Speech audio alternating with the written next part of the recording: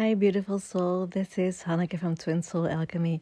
Welcome to this channel on blossoming on a twin flame journey. I've got a raw and real message for you today. I'm going to talk to you about doubt on the twin flame journey because that's what the energy is all about right now. It's pushing us to release all of our doubts about the connection and to stand deeper into your sovereignty. But it doesn't matter when you're listening to this, because doubt is deeply linked with the twin flame journey and it will come up often. Because in the end, this journey, this twin flame journey, is teaching us to step into sovereignty, to trust in yourself, to believe in yourself, and to trust what you are feeling. So, what is going on right now, energy wise? As I've discussed in my last two energy updates around the new moon and the full moon, divine feminine is ready to shine. So if you identify as a divine feminine energy, if you resonate with the divine feminine energy, and if you're listening to this, most of you will probably feel like a divine feminine energy, then you might have noticed that the last couple of weeks or months, you felt more stable, more in your truth, and you feel ready to shine. Maybe you're already shining your light, already going out into the world, shining your light. But now, all of a sudden, it's like you're being challenged on your truth. You're being challenged to stay true to yourself and speak up. Whatever you're not communicating to your divine counterpart, it's coming up. And if you're not going to speak up yourself, then the universe will provide you with the opportunities or events that will trigger it. It's so important that you become transparent, that you clear everything that is hidden in your connection. Because if you don't speak about it, it will cloud the connection and it will feel icky. Like there's a fog or a swamp and you feel that something is up, but you don't know what, and you get trapped in it. And that's probably because there are things that you sense from your divine counterpart that you're not saying out loud because you're scared. You're scared of the response, the reaction. You're scared to lose them. But if you don't speak up, then there is nothing to lose, because then you keep living an illusion. You feel this pressure building, and it's just like a volcano ready to burst, ready to set the truth free. You might be scared that whatever you're picking up from them, that it's true. But if you don't rip off this band-aid, then you're stuck in an illusion that you created, that you've constructed.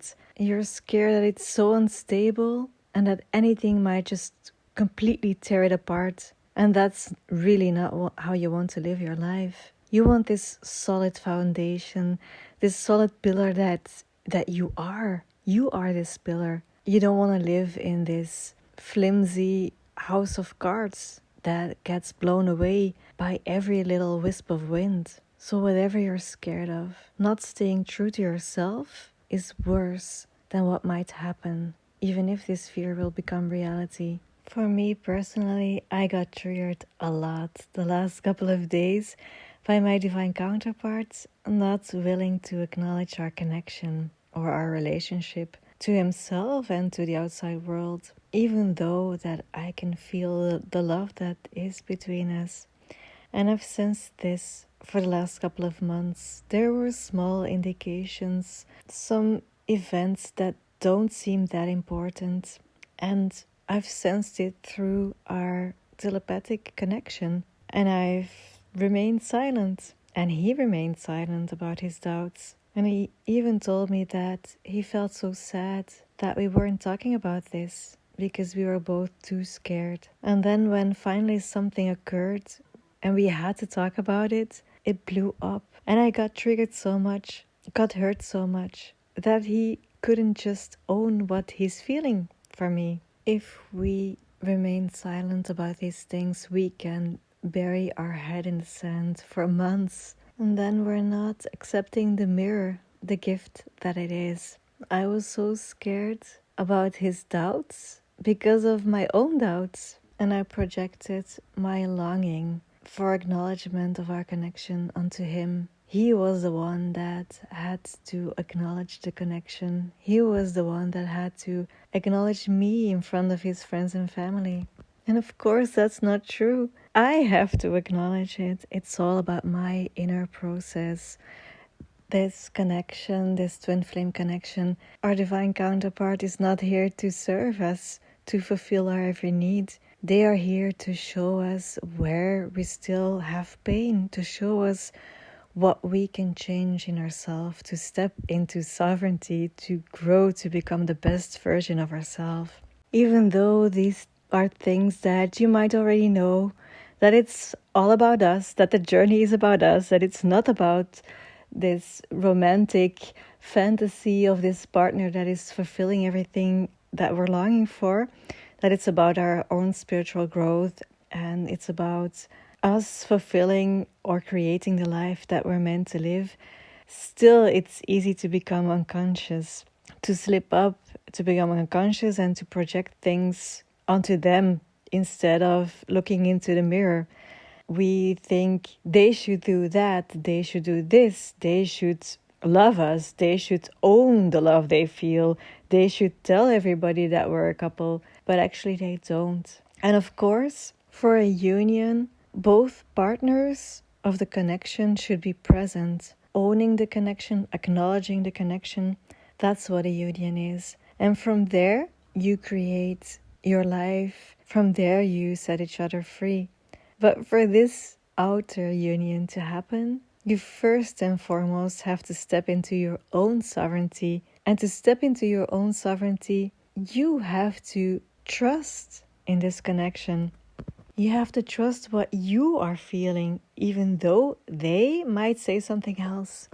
This connection is here to teach us to trust what we are feeling and to speak up, to speak our truth, even though the reaction might be complete denial, complete opposition. We have to live our life from heart and soul and allow everybody, including ourselves, to be who they are at every moment. And that means that sometimes you or they are unconscious. That means that sometimes you or they react from the ego instead of from the heart. And it's important to forgive yourself if you suddenly realize what has happened, what you have done. And it also means that you are able to see through their reactions, if they're coming from pain or ego, and to allow them to have those reactions and to stay stable in your pillar, to remain strong and to accept in love where they are at and accept in love where you are at. And it means also realizing that whatever they are doing and whatever is triggering you, it's actually you triggering yourself. You might want to run away from this because this is challenging. It is challenging to believe in yourself, to trust in yourself, to stand in your power, to speak your truth.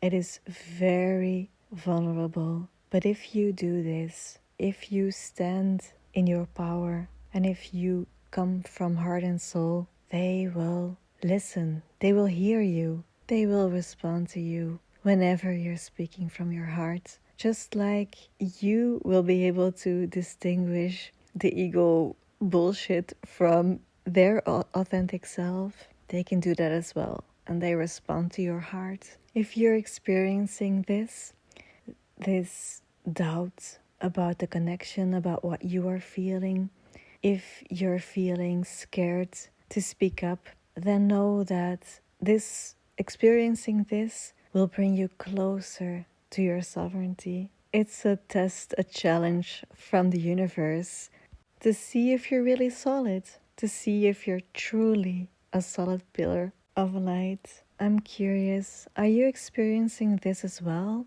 Do you feel the urge to speak up? Are you experiencing doubt? And how do you handle this? Please share in the comments so we can support everyone that is experiencing this, so we can help everyone on the twin flame journey to blossom into the beautiful being that they are meant to be. Sending you lots of love and light. Take care. Bye.